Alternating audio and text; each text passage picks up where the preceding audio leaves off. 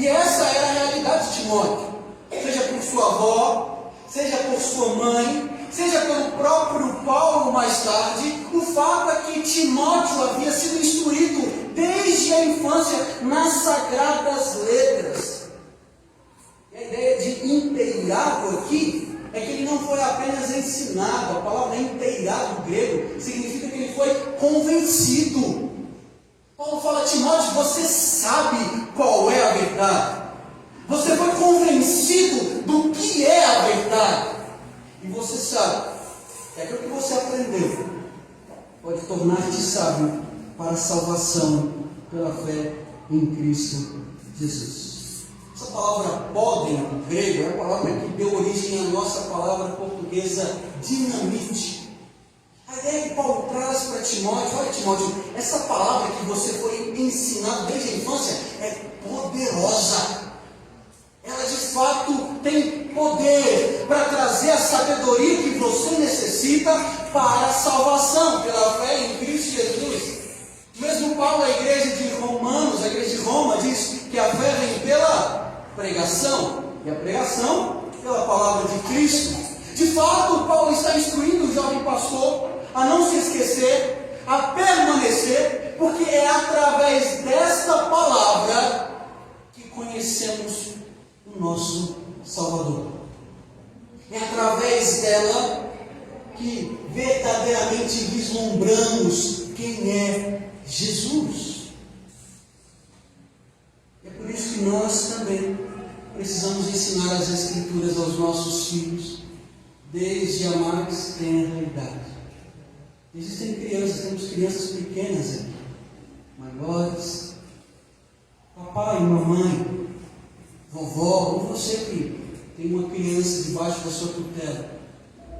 Quanto tempo você tem investido para inteirar, convencer e falar a palavra de Deus para os seus filhos?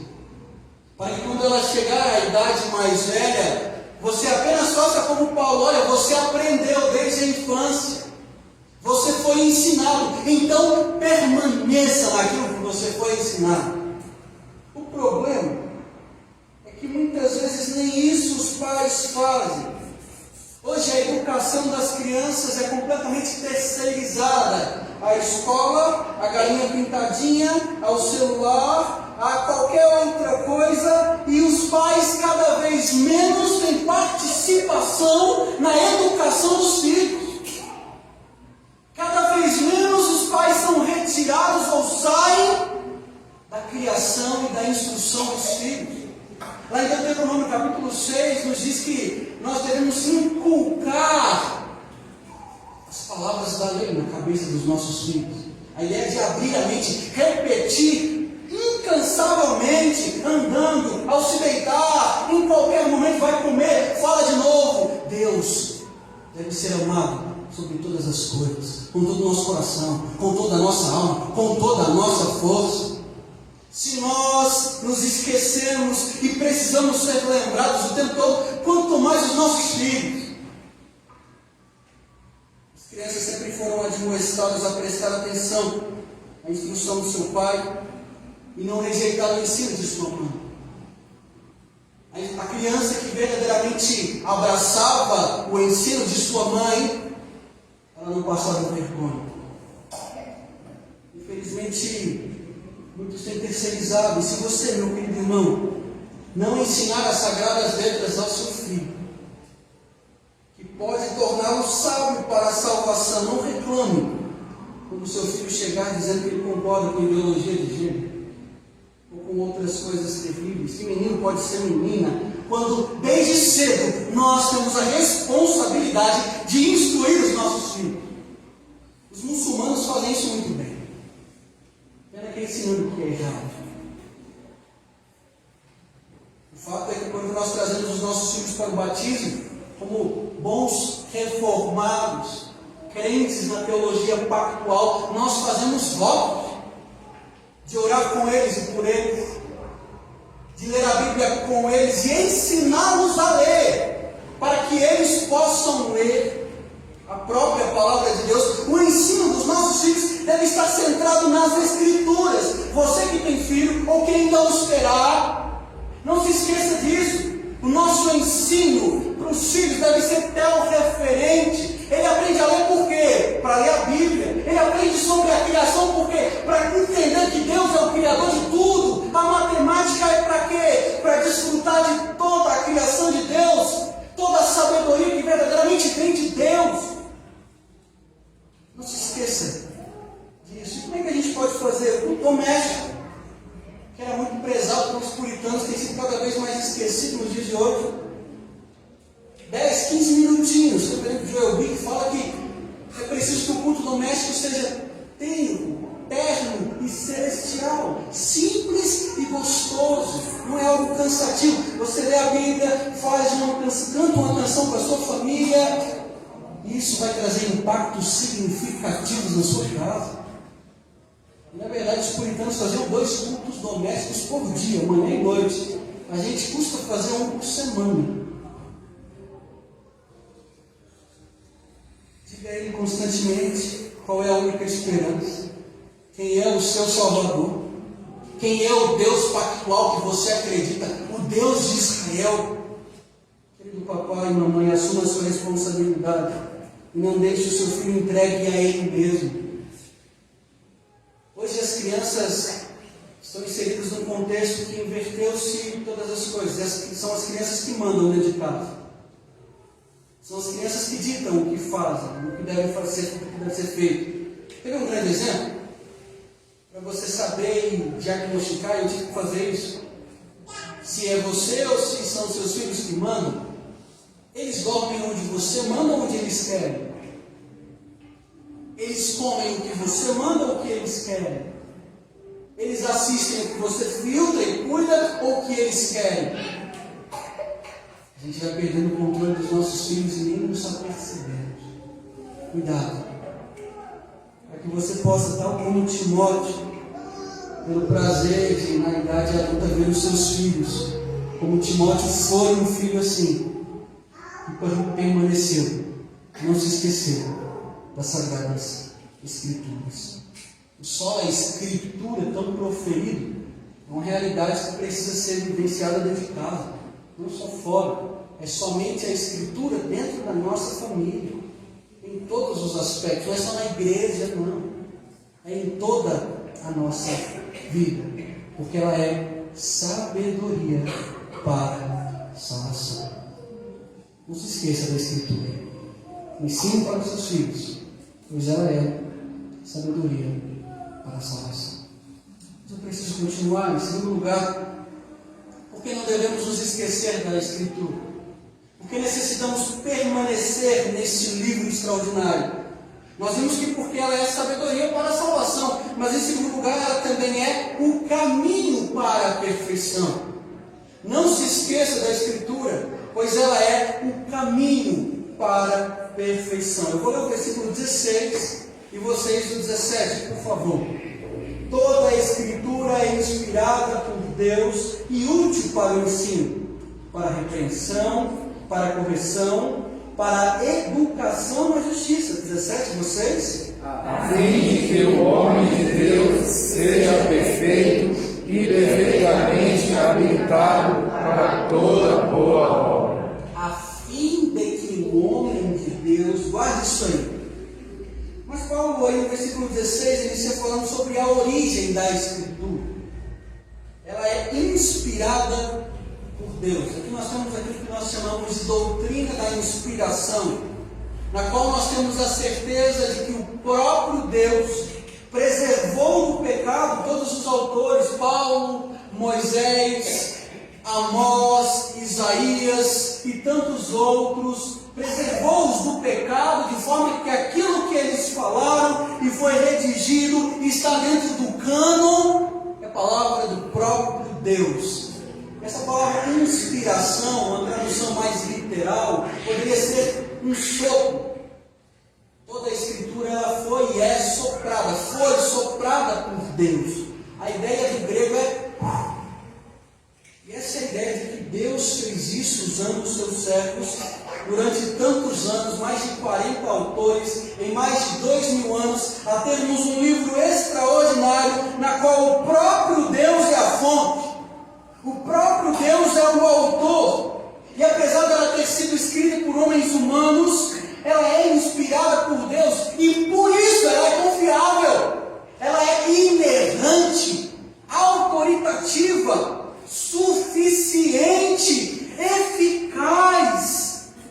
O apóstolo Pedro, na sua segunda carta, no capítulo 1, versículo 21, ele diz: nenhuma profecia da Escritura vem de elucidação particular de homens. Os homens que a escreveram falaram da parte de Deus, movidos pelo Espírito Santo. E a nossa querida Confissão de Fé de Westminster, já no primeiro capítulo, nos diz que todos os 66 livros foram dados por inspiração de Deus, para serem a nossa regra de fé e prática. E que a autoridade da Escritura não depende do testemunho de qualquer homem ou igreja, mas somente de Deus, que é o autor. Por isso, esse livro deve ser crido, recebido e obedecido, porque é palavra de Deus. Um comentarista chamado William Hendriksen, ele ainda diz assim: a palavra divinamente inspirada, que ocorre somente aqui, indica que toda a Escritura deve ser origem e seu conteúdo ao sopro divino e ao Espírito de Deus. Deus, por meio do Espírito, inspirou os seus servos a escreverem a sua própria palavra. E por isso, aí o nosso segundo ponto tem aquele tema: por ser palavra divinamente inspirada, ela é o caminho para a perfeição. E veja que depois de Paulo falar a origem, aí então ele diz assim: a fim de que, olha a finalidade, para que a Bíblia é inspirada por Deus? Olha que finalidade extraordinária: para que o homem de Deus seja perfeito e perfeitamente habilitado para toda boa obra. A ideia da perfeição aqui não é a perfeição que a gente atinge na plenitude dos tempos, né? Quando Cristo voltar, de fato, estarmos com Ele, aí sim seremos perfeitos. A ideia do Novo Testamento de trazer essa palavra de Paulo é a ideia de maturidade. A ideia é que a Bíblia, sendo inspirada por Deus, nos conduz à maturidade. Ela é o caminho para essa perfeição. Uma doutrina extraordinária chamada santificação, exemplificando ou falando em poucas palavras, significa que nós somos feitos cada vez mais parecidos com Jesus. Isso é ser santificado, é ser cada vez mais parecido com Jesus. E o que nos faz mais parecidos com Jesus, mais perfeitos, mais maduros? A sua palavra, a sua preciosa palavra. Ela é inspirada por Deus, a fim de que o homem de Deus seja perfeito e perfeitamente habilitado para toda boa obra. E Paulo elenca algumas questões aí que ela é útil para o ensino.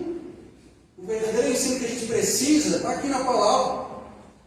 Às vezes as pessoas ficam procurando sabedorias do mundo em tantos outros lugares, quando aqui nós temos tudo que é necessário para viver. Ela também é útil para repreensão. No grego, a palavra repreensão é a mesma ideia do flagrante.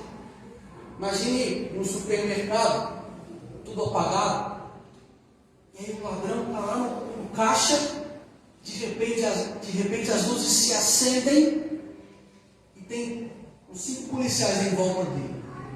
Essa é a ideia de repreensão flagrante. A Bíblia faz isso. Ela aponta a luz bem na nossa cara, ela escancara o pecado do nosso coração. Mas ela não apenas é útil para nos repreender, mas ela também nos corrige.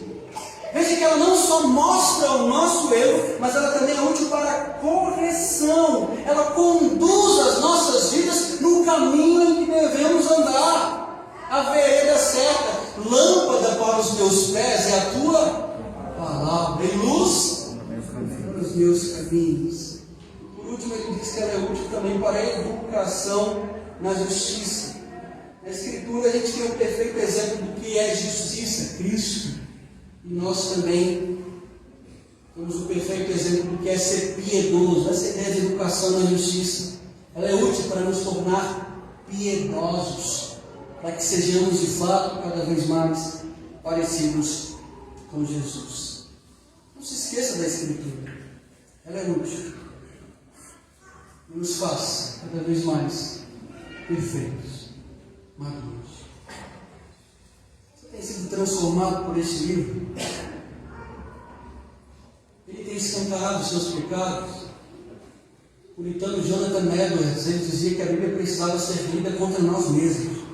Ele lia a Bíblia contra si mesmo, ao ponto de olhar para a Bíblia e ver os seus pecados aqui. Essa é a ideia da lei do Senhor, especialmente como um espelho, onde eu olho para ela e vejo o quanto eu sou um idólatra, o quanto eu odeio o meu irmão e por isso sou assassino, o quanto sou um adúltero, por apenas olhar o que não deveria ser olhado, o quanto eu não guardo o dia do Senhor, quebrando o quarto mandamento, o quanto eu tomo o nome de Deus em vão, sendo relapso com tudo que diz respeito a Ele, o quanto podemos fazer imagens e esculturas, não apenas em quadros, mas servindo a Deus segundo a nossa própria imaginação. Não, o Deus que eu sirvo, Ele conhece o meu coração, mas o Deus bíblico é que tem que ser servido, e como Ele determina, caso contrário, o segundo mandamento é quebrado. É para isso que serve a lei e a palavra, para que olhemos para ela e vejamos as feiuras, sabe, o caroço de feijão no dente, quando a gente olha no espelho, o alface preso, e a gente corra para Cristo, que é perfeito e que de fato nos dá o refúgio. Volte-se para as Escrituras, se você tem se esquecido, de forma que a pornografia seja vencida, o adultério, a negligência com Deus, talvez seja a mentira, a inveja, a fofoca, a nossa língua que muitas vezes é descontrolada, ou quem sabe você está afundado em vícios. A Escritura é útil, tem poder para nos arrancar do nosso pecado e nos fazer a imagem e semelhança de Jesus. Oh, Deus. Martinho Lutero, ele disse certa feita: eu fiz uma aliança com Deus. Ele não me mande visões, nem sonhos, nem mesmo anjos. Estou satisfeito com o dom das Escrituras Sagradas, que me dão instrução abundante e tudo o que eu preciso conhecer, tanto para esta vida, quanto para a vida que há de vir. Eu não preciso de mais nada. Olha que aliança extraordinária. Hoje muitos por aí, infelizmente, andam em busca de revelações, por aí é forte. Sonhos. Visões. Mas aqui nós temos tudo o que necessitamos. Não necessitamos de mais nada, senão a palavra. Ela é poderosa, ela é suficiente, ela é inspirada por Deus. Se você tem essa convicção, você não pode ler a Bíblia de qualquer maneira, sem ter um coração apreensivo, desejoso de ser transformado por esse livro. O Senhor faça de nós pessoas cada vez mais maduras ao longo da sua palavra. Amém, queridos? Em último lugar, por que, pastor, não devemos nos esquecer da Escritura? 16 anos dessa preciosa igreja, permaneça naquilo que vocês têm aprendido, porque ela é sabedoria para a salvação, porque ela é o caminho para a perfeição, nos faz cada vez mais a imagem de Jesus. Em último lugar, porque ela é o conteúdo para a pregação. Não devemos nos esquecer da Escritura, pois ela é o conteúdo para a pregação. Capítulo 4, versículo 1, versículo 5, acompanhe comigo agora. Conjuro-te perante Deus e Cristo Jesus, que há de julgar vivos e mortos, pela sua manifestação e pelo seu reino, prega a palavra, insta, quer seja oportuno, quer não, corrige, repreende, exorta com toda longanimidade e doutrina, pois haverá tempo em que não suportarão a sã doutrina. Pelo contrário, cercar-se-ão de mestres, segundo as suas próprias cobiças, como que sentindo coceira nos ouvidos, e se recusarão a dar ouvidos à verdade, entregando-se às fábulas. Tu, porém, se sóbrio em todas as coisas, suporta as aflições, faz o trabalho de um evangelista, cumpre cabalmente o teu ministério. O cerne aqui agora da exortação de Paulo para Timóteo é quanto ao que pregar. Veja que Paulo traz uma seriedade assustadora. É algo assombroso quando ele diz: conjuro-te, eu exorto a você, Timóteo. E Paulo coloca o próprio Deus como testemunho. Conjuro-te perante Deus e Cristo Jesus, que há de julgar vivos e mortos, quando ele voltar, sua manifestação, seu reino, prega a palavra. Paulo põe Timóteo sob juramento de cumprir com responsabilidade aquilo que ele vai pregar, para que o jovem pastor não seja enganado por falsos mestres que estavam circunvizinhando, por falatórios inúteis, para que mesmo sendo jovem, quando ele chegasse à idade mais velha, ele não abandonasse a verdade, como infelizmente temos pastores que às vezes foram próximos de nós, dentro da nossa denominação, foram pregadores exímios e hoje abandonaram a verdade. E Paulo exorta Timóteo exatamente a isso, dizendo: prega a palavra. Eu quero chamar sua atenção aqui quanto a esse artigo, que na língua portuguesa mesmo. Veja que Paulo não está dizendo pregue sobre a palavra. Paulo não está dizendo assim, pregue algo da palavra. Prega a palavra. Na língua portuguesa a gente chama de artigo definido. Tem algo específico que é para ser pregado. A palavra. E seja no momento oportuno ou não. Veja, independentemente das circunstâncias, Timóteo, seja no funeral, no casamento, no aniversário da criança, onde quer que você esteja, se você seja bem quisto ou não, pregue a palavra. Ele não está falando para a gente ser chato no nosso trabalho, ser inconveniente, como alguns fazem, pregar a palavra. Olha só, Paulo não é isso que ele está falando, não. Aqui a ideia é que independe das circunstâncias. Ele diz mais: exorta, repreende, corrige com toda longanimidade e doutrina. Longanimidade aqui é caminho longo, paciência, porque realmente, às vezes a gente prega, não sei se acontece só comigo, pastor Luiz André é infinitamente mais experiente do que eu, vai me consolar. A gente prega, parece que tem crente que não ouve de jeito nenhum. E falamos, longanimidade, Timóteo, calma, continue, não para não, e doutrina, para quem fala que doutrina não é algo bom, é algo chato, doutrina, a própria verdade, é que ele traz algo precioso demais, que parece tão atual para a gente, quando ele diz assim: haverá tempo em que não suportarão a sã doutrina. Já estava acontecendo isso naquele tempo, mas hoje parece tão nítido, tão claro aos nossos olhos, aos nossos ouvidos. Pelo contrário, iriam cercar-se de mestres que falam aquilo que querem ouvir, que alimentam as suas próprias cobiças e que ficam como sentindo coceira nos ouvidos. A ideia das coceiras aqui é o gostoso. E as pessoas iriam preferir, aqui é um momento profético de Paulo, podemos dizer assim: olha Timóteo, presta atenção, prega a palavra, continue na palavra, pois vai ter um tempo em que as pessoas vão preferir ouvir aquilo que afaga os seus egos, aquilo que elas preferem, aquilo que dá uma coceirinha gostosa nos ouvidos, se entregando a fábulas, se recusarão a ouvir a verdade para ouvir fábulas, a ideia de mentiras. E tinham histórias judaicas que eram chamadas de fábulas também, que muitos estavam dando ouvidos de fato. Uma das exortações de Paulo para Tito, inclusive, é que os presbíteros deveriam ser apegados à palavra para convencer e contradizer os falsos mestres. Uma das razões dos presbíteros ser gente inocente, amarem a palavra, porque constantemente há falsos mestres tentando ludibriar as ovelhas que nos são confiadas.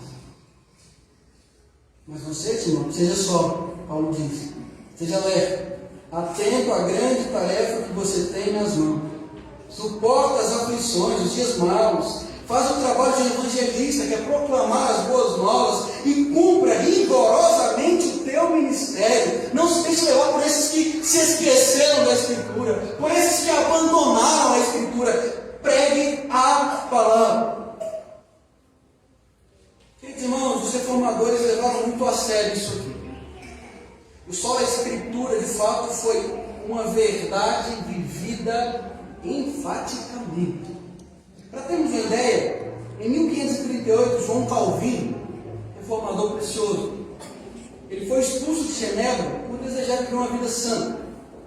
As lideranças da cidade, uma vez que estavam extremamente ligadas ainda com a igreja, não suportaram, não aceitaram as exortações e mandaram ele e Guilherme Farel embora da cidade. Calvino então vai para uma outra cidade de fala francesa, Estrasburgo. Ele fica 3 anos nessa cidade, depois de ser expulso. Tem um ministério abençoado, dá aula, casa, é pastor de uma igreja de fala francesa, na verdade, dava aula no seminário. E aí, de repente, os genebrinos que haviam expulsado ele chamam ele para voltar. Calvino inicialmente reluta e diz: negativo, vocês me expulsaram, eu não vou voltar. Mas depois de um tempo ele entende que era o propósito de Deus e volta. Ele se rende. 3 anos depois, em 1541, quando ele chega na cidade, na igreja, em sua primeira pregação, ele abre a Bíblia para expor o versículo seguinte, que ele tinha parado 3 anos atrás, mostrando a seriedade que ele tinha com aquilo que ele pregava. Era a palavra. Ele não queria mais nada. Ele não tinha medo de ser rejeitado ou algo do tipo. Infelizmente, a busca por novidade sempre existiu, não é algo recente.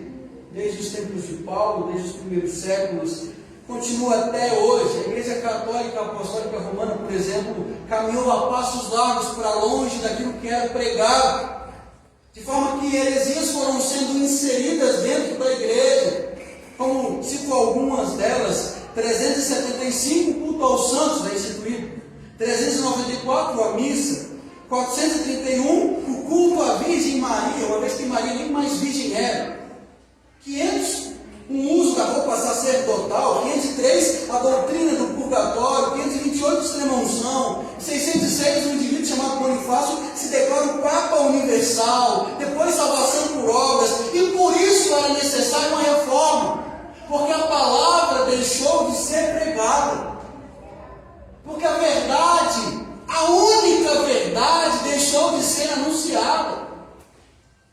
E hoje a verdade é extremamente relativizada, né? Cada um pode ter a sua própria verdade, todo o caminho leva a Deus, e de fato leva para julgamento e condenação. Agora, para a salvação, só há um caminho, só há uma verdade.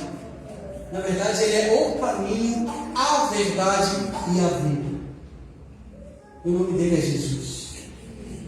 Nós citamos a Igreja Católica, mas a Igreja Evangélica não está muito diferente, não. Há inúmeros falsos ensinamentos dentro das igrejas evangélicas nos dias de hoje. Teve a teologia da libertação, onde afirmava que você precisa ser liberto, não se arrepender do seu pecado. Depois veio a teologia da prosperidade, com o neopentecostalismo, dizendo que você precisa buscar a prosperidade, o sucesso financeiro, e não a Deus, o centro não é Deus. Mais recente, a gente tem aquilo que chamamos de teologia motivacional, ou coach, mensagens completamente antropocêntricas, que dão coceira nos ouvidos, é gostoso de ouvir, afagam o ego, fazem com que as pessoas se sintam bem, mesmo no pecado, e deixaram lá a palavra. Um tempo atrás, um homem, um indivíduo que se chama pastor, disse que a Bíblia precisa ser atualizada. E é por causa de indivíduos assim que muitas ovelhas têm se perdido. Queremos nossa ovelha de Deus perfeitamente, mas eles darão contas por cada uma delas, porque tem deixado de pregar a palavra. Louve a Deus por vocês terem um pastor fiel às Escrituras. Não tem sido tão fácil nos dias de hoje.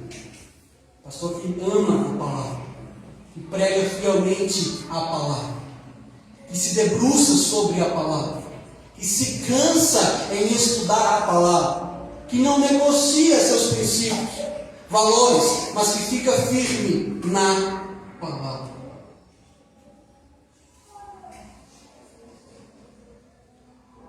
Mas preste bem atenção. Estou chegando à conclusão.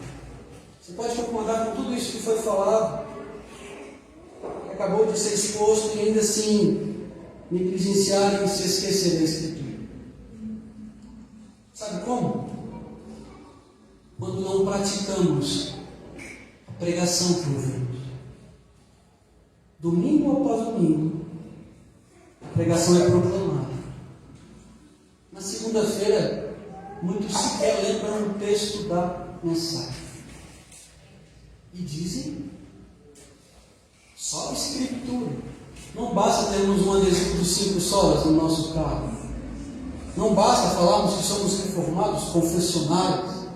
Não basta enchermos a boca e dizermos com orgulho que somos presbiterianos, se não praticamos a palavra. Se ela não muda a forma como eu trato a minha esposa, se ela não muda a forma como eu trato os meus pais, se ela não muda a forma como eu me relaciono no meu trabalho, na minha escola, se a palavra não interfere, não transforma a minha vida, aquilo que é pregado, o que adianta eu estar aqui semana após semana? E veja o que a pergunta 160 do Catecismo Maior de Westminster diz: que se exige dos que ouvem a palavra pregada? Ele responde: exige-se dos que ouvem a palavra pregada que atendam a ela com diligência, preparação e oração. Você se prepara para vir para a igreja? Tem gente que usa o domingo para fazer tudo que não deu tempo de fazer durante a semana, né? Não é assim que um cristão reformado deveria fazer. Domingo é dia de você descansar, orar pelo pastor, ler o texto que será exposto, se assim você tiver acesso, ler com sua família. Assim você vai ver como a palavra vai fazer cada vez mais diferença na tua vida. E continua. Que comparem com as Escrituras aquilo que ouvem, como os bereanos.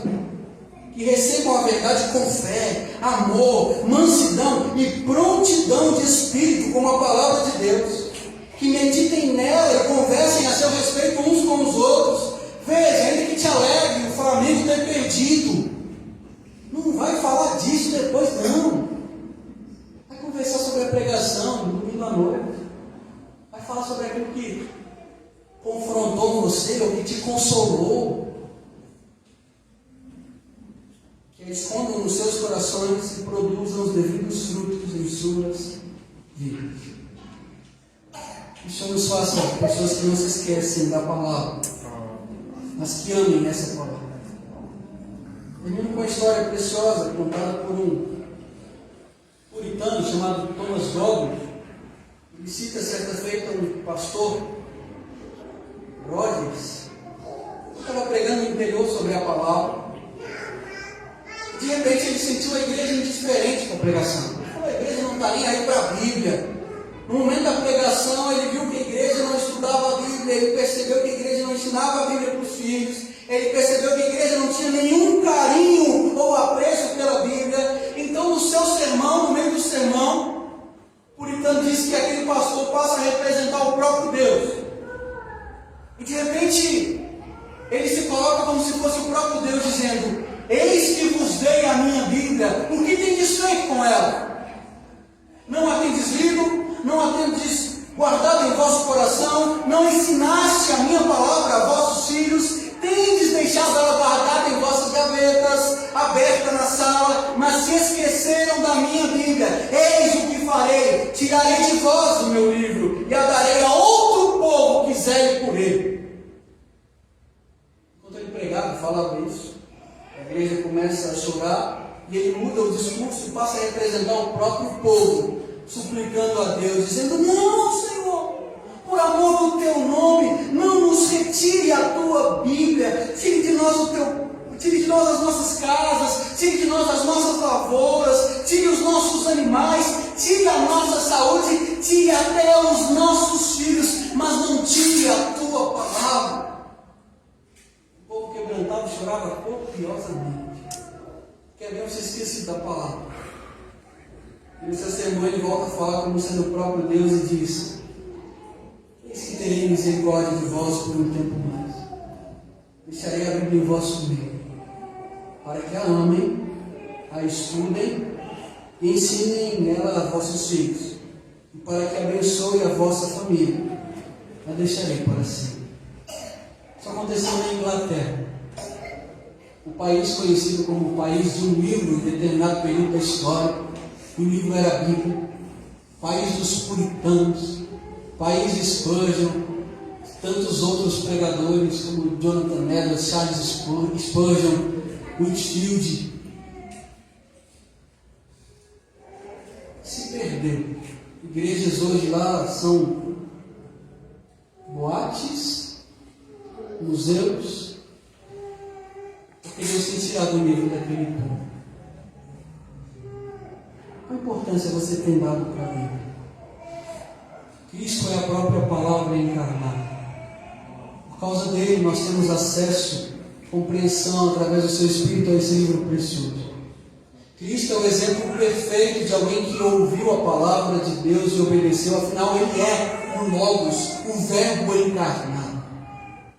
Cristo Jesus é o nosso exemplo para que verdadeiramente conduzamos a nossa família nos caminhos do Senhor. Olhe para Jesus o tempo todo.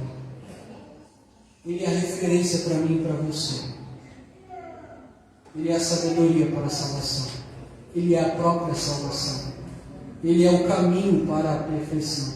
Ele é a perfeição em pessoa. Ele é o conteúdo para a pregação. Ele é a mensagem do glorioso pregador, Jesus Cristo. Não se esqueça da Escritura. Ela é sabedoria para a salvação. Ela é o caminho para a perfeição. E ela é o conteúdo para a pregação. Vamos orar? Obrigado, Senhor, por tua preciosa palavra. Obrigado, Deus, porque nós temos acesso a ela em nossa língua. Em tantas versões, traduções, de estudo, no celular, com capa azul, amarela. Mas, ó Deus, nos perdoe, porque ainda assim, incontáveis vezes nós a temos esquecido pelo caminho. Tem misericórdia de nós, Senhor. Mas obrigado porque o Senhor nos exortou nesta noite, nos trouxe essa palavra que nos confronta, porque o Senhor nos ama e quer nos manter em teus caminhos. Porque o Senhor ama essa igreja preciosa e quer que ela continue em tua palavra. Glorifica-te a ti mesmo, ó Deus, e que a tua palavra seja fincada em nossos corações. Que Cristo Jesus seja o nosso modelo perfeito. Ele é. E que não nos esqueçamos dele, que ele quer a palavra viva e encarnada. No nome dele nós oramos. Amém.